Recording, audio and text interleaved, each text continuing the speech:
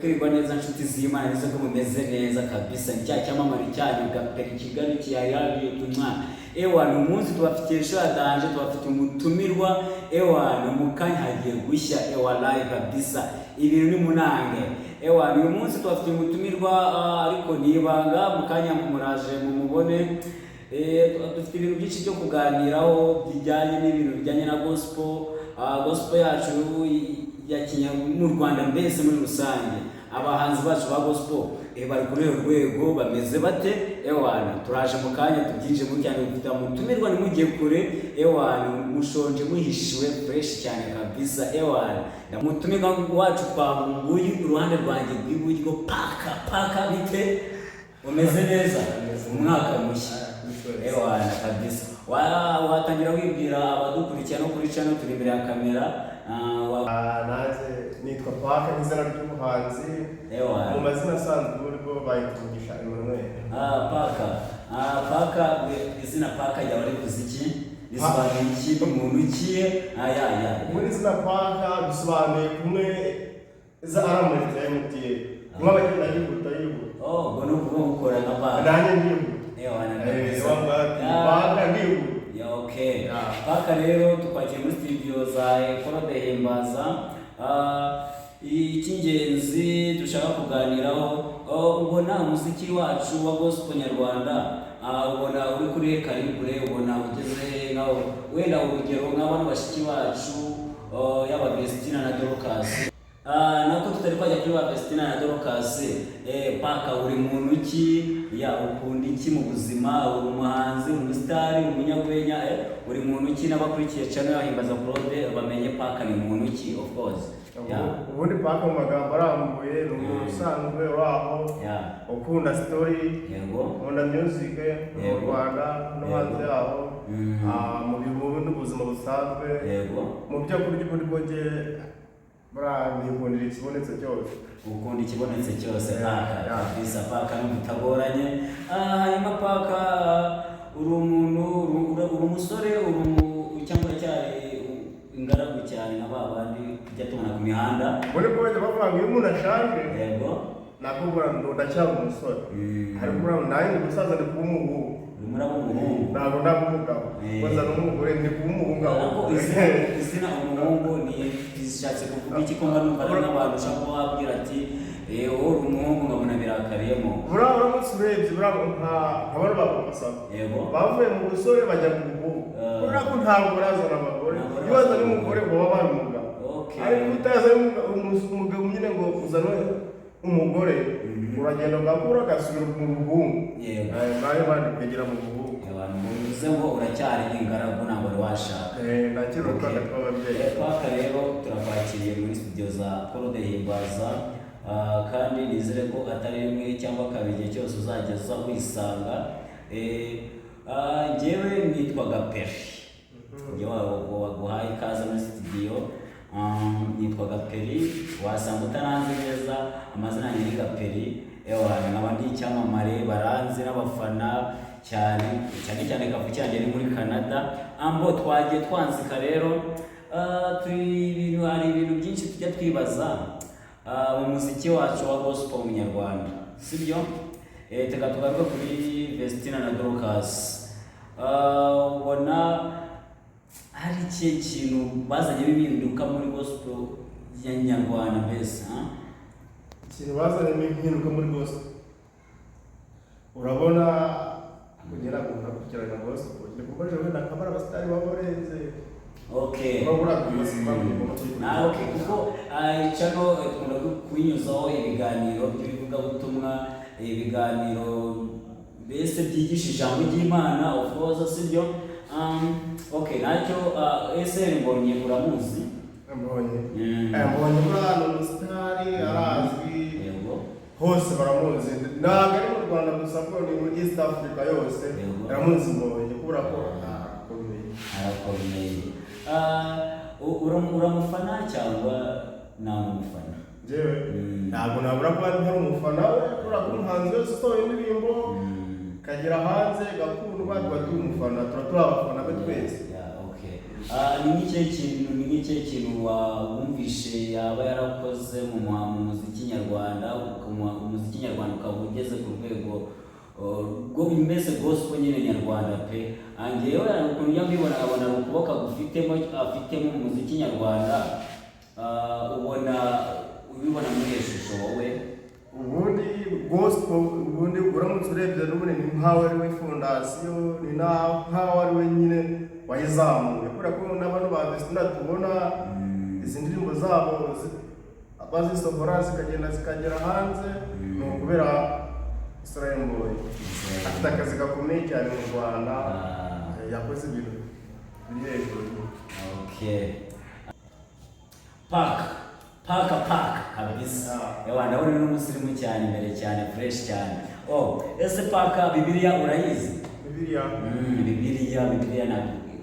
ntagatifu, hari Bibiliya, hari Korani. Bibiliya urayizi? Njyewe muri nkiri mutoya najyaga gusenga mu rusengero rw'ababyeyi. Mu rusengero rw'ababyeyi ubuze mubarizwa mu idini rya Gatolika. Nta Korani uzi? Katikisimu si urayizi? Guhera hasi kugera hejuru. Yo bati. Cyambere cyo nimba ukunda Imana, uko nanjye Gaperi nanjye kuko baranzi cyane, nanjye Imana niyo nkiri imbere cyane, n'umukristo ngewe n'umunyagatolika, kuko nanjye numva tunahuje idini, numva nawe umunyagatolika kabisa original. Paka urasenga. Ewana ugiye kudufasha sibyo? Ngiye kuryamira na se. Ewana kabisa ugiye kudufasha usengere abafana badukurikiye barenga miliyari, urumva bakurikiye channel ya Claude Himbaza, watangira basengera. Barafatanya ariko ndagufasha tanya Paka buri mukristo nabwo cyabazangura bakanyamana amaze umunyarwego baturabure batubwire muri comment.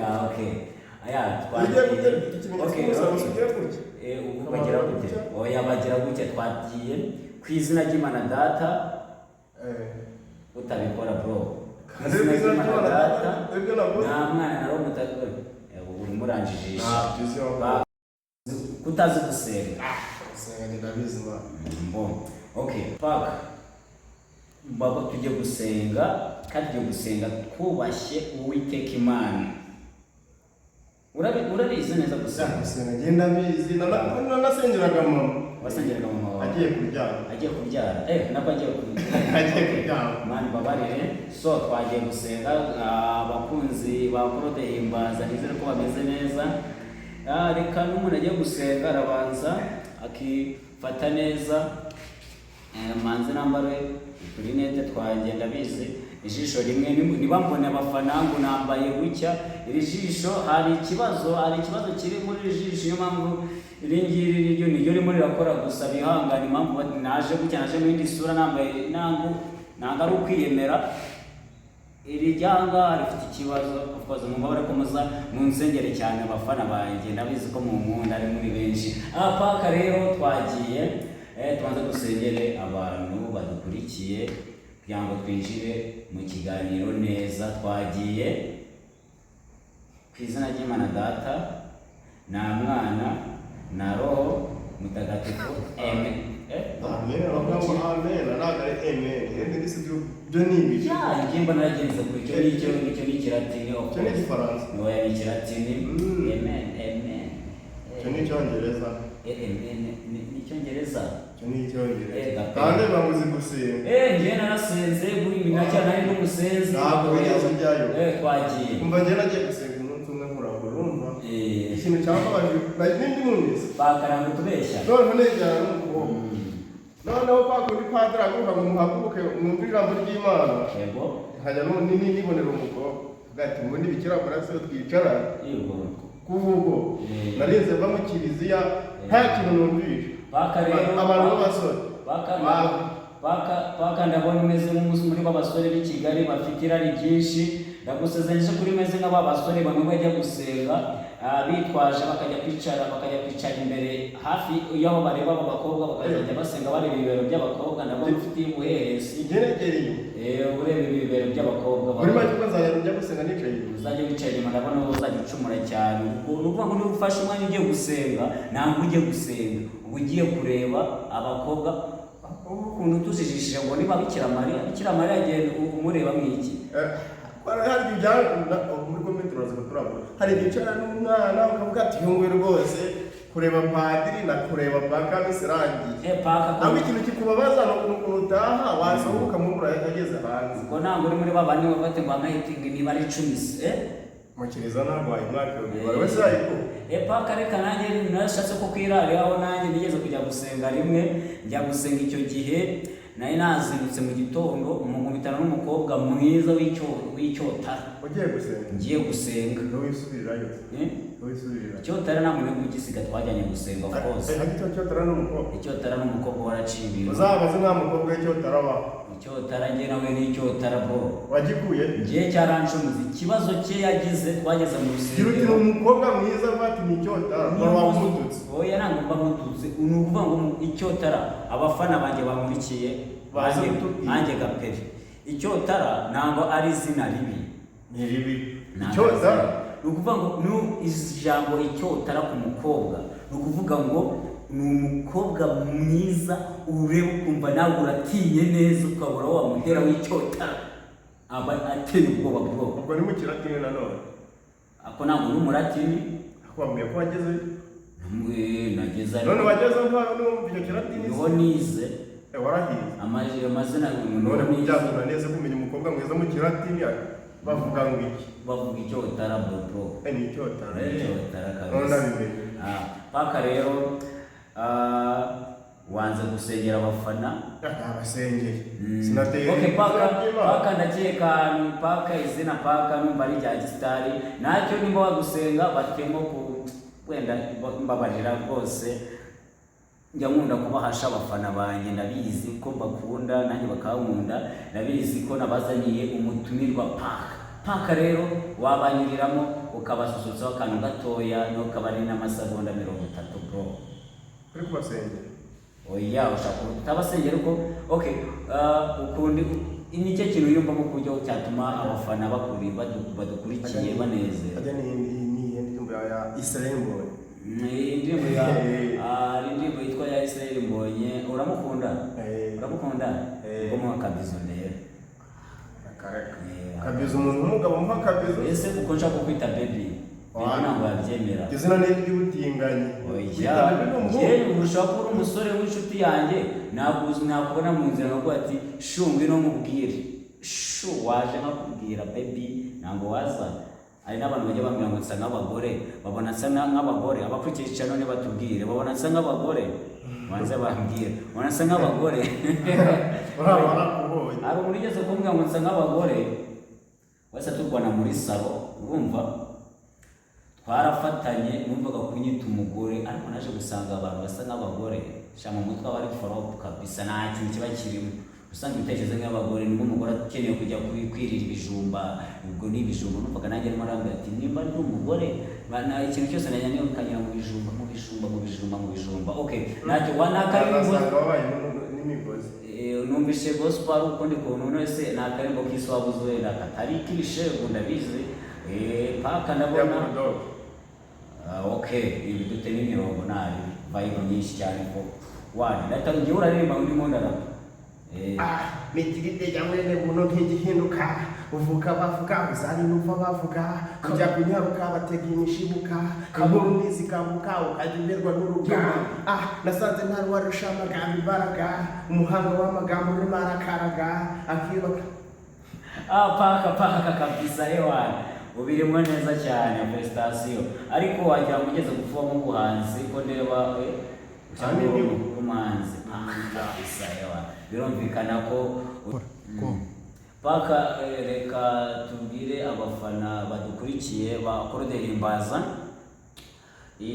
niba kubone gutya washokoje agashatsi wamena n'inete utabareba nimo neza paka njya nkunda guhura nawe ujya gusenga wambwiye ko nakunda ese Mbonye uri mu gospel turirimbe ku karirimbo kawe ka gospel n'umuntu avuze gospel aba ari indirimbo y'Imana of course turumvikanaho watangira ewana utunyuriramo gakeya ewana tugasusuka twinjira mu kiganiro fresh sana kabisa original imbere cyane ewana njye baranze ko n'umunyarwenya bazayabona n'igihe n'ibi ewa imbere cyane of course twatangira. Sinzatinya urugamba nziko na Yesu nawe yatsinze, sinziheba kuko mfite Imana yanjye indebera, ningwa mu byaha nzabwira Yesu ko yacunguye, yambwiye ko agiye kunegurira aho kuzaba, nanjye nzarwana maze nzatsinde tuzibanire, sinzatinya urugamba nziko na Yesu nawe yatsinze, sinziheba kuko mfite Imana yanjye indebera, yagize uti ntuzarurumbira iby'isi kuko utazabijyana, ahubwo data ni rugaba akaba n'umutunzi, iyaguhaye agira n'ibindi asigarana, ni nayo mpamvu natewe ubwoba kuko nzabaho. Paka kabisa Yohana aradushushurikije. Paka iyi ndirimbo wayigenera isanga iyi ndirimbo iracyari muri studio ntabwo irasohoka, iracyari kwa producer, ariko muri kino cyumweru irasohoka. Bazayisanga hehe? YouTube channel ni Paka nk'ibisanzwe. Channel yawe ni Paka kabisa. Ibintu byose mbabona ibintu byose urimo uraguruka nka Paka ya 4G gusa courage ufite impano. Ndabona ushaka kugira ari ejo bizagera ukaza ndabona urimo uratekereza mu ikeseri ngo ukaza yukarina ni stade amahoro ushaka kuzayuzuza. natwe yaratunaniye muzapfa kuyishobora. Niyo siporo yararangiye. Ako ni agaciro umwanya. Yego urayikunda siporo mu Rwanda nta kipe makunda. Wagize amahirwe bari kuziyahura, abenshi barimo baritaba Imana kubera ikipe yatuzengereje, ariko ni ibanga muzagira undi muntu bibwira. Twatangira umuhanzi Israel Mbonye aherutse gukora igitaramo, kugeza kubigarukaho abafana bacu barabizi, twigeze gukora ikiganiro tuganira kuri Israel Mbonye. Israel Mbonye ni ikihe gikundiro afite mu Rwanda gituma abanyarwanda bose, abakozi b'Imana bose bamwiyumvamo, ku buryo niyo bumvishe akoresheje konseri bakumva bagiye guhembwa, wagira ngo bagiye guhembwa kandi ariko nyine guhembwa bagiye guhembwa ijambo ry'Imana. Ni umuhanzi cyane mbese abakristu, yaba nanjye b'Umunyagatolike, yaba amadini ngo EPR, ndavuga abapene, abaporoso, n'aba Islam bamwe bakunda kwita bashehe, ako nanjye nshaka kuzaba shehe no gutuntu hano turimo turangira ukuntu unaka kugenda wambaye ijipo, ijipo cyangwa ni ikanzu yera mbona ngengera n'urukundo, abafana baza kumwana n'amagira urukundo. Israel Mbonye ni umuhanzi wa gospel nyarwanda, ajya akorera bikare n'akayuzuza. Ni ikihe kintu arusha abandi bahetsi, abandi bahanzi abafana bambabare njya nkunda kurasa imbogo rimwe na rimwe kubera amagi, ndimo ndarya amagi menshi cyane ko ndayagabanya. Inkoko nabonye inkoko nyiga amagi imishwi ntabwo itari yazamo neza, akaba kino wa muhondo banyandikiye kwa muganga kubera kino kibazo cy'ijisho nagize. Buriya amagi menshi, iyo umuntu ariye amagi menshi ufite ikibazo cy'amaso arakira. Twakomeje. Israel Mbonye ni cyo kintu arusha abandi bahanzi ba gospel mu Rwanda n'ikiye, ndetse ndakeka n'umuhanzi cyane unakunzwe muri East Africa, yaba Burundi, Uganda, Kenya, Tanzania, n'abazahirwa nibwo wenda ndavuga Congo Demokarasi, Repubulika ya za Masisi naho nyamunda kujya njya mbona abantu benshi cyane bamukunda cyane kubera gususurutsa abantu cyane. Akenshi na kenshi agakunda gukoresha ururimi rw'igiswahili, nk'indirimbo rimwe ininasira, wayibaza abatanzania abagenzi bacu b'abaturanyi. Ubu wabonye ari icyo kintu arusha abandi bahanzi ba gospel nyarwanda ni ikihe? Baka ikintu arusha abahanzi igituma mbese abakristu, ubwo navuga abakristu, ubwo nyine mbwene abakristu wenda ni nk'abafana, abantu bamukunda cyane, abanyarwanda ndetse no ku isi rusange, no ku isi yose. Ikintu abarusha bose ni uko akora indirimbo yose akoze buri wese ayisangamo, waba uri imihanda uyisangamo, waba uri mu kabari uyisangamo, aho uri hose ugomba kuyisangamo. Agerageza buryo kere gukora za ndirimbo ze ku murongo, buri wese umuteze amatwi wese ayisangamo. Barusha abandi uvuze ikintu ngo kwisangamo indirimbo. Ari n'akabari nigeze no kujyamo kitwa muri mukubita umukasire, n'ahantu bita kwa Myasiro. Nigeze kujyayo nsangamo nsanga ari nka saa 5 za nijoro n'ijana muri buwate. Numva DJ kwa kundi abantu barimo kuri kontwari muku, ngumva ngo DJ ngumva barangukiyemo akaririmbo ka Israel Mbonyi ngo kitwa ngo ikizi ngo shyiramo ku giti ku ndirimbo yitwa ku gitira kandi muri Israel Mbonyi ku giti. Okay, ngo shyiramo ngo hari ubuzima. Abasinzi bakunda ngo ubuzima cyane, ngo hari ubuzima. Iyo rero kandi ubwo yareba ngo arameze gutyo, akenshi na kenshi izi ndirimbo ze ahantu hose uko waba ubivuze abantu bakunda kuzishanishamo cyane, no mu tubari barazicuranga. Mubonye ntabwo yigeze nta bishegu gusa nyine umubyeyi wese hari ukuntu uri mu kabari.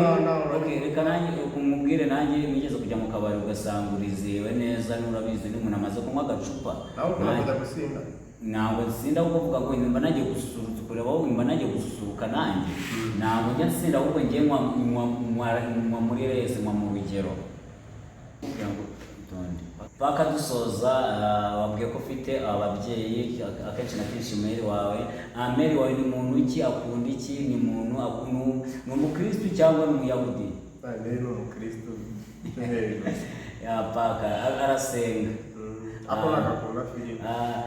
Dusoza rero ni irihe jambo wabwira abadukurikiye hano kuri channel ya Korode Himbaza?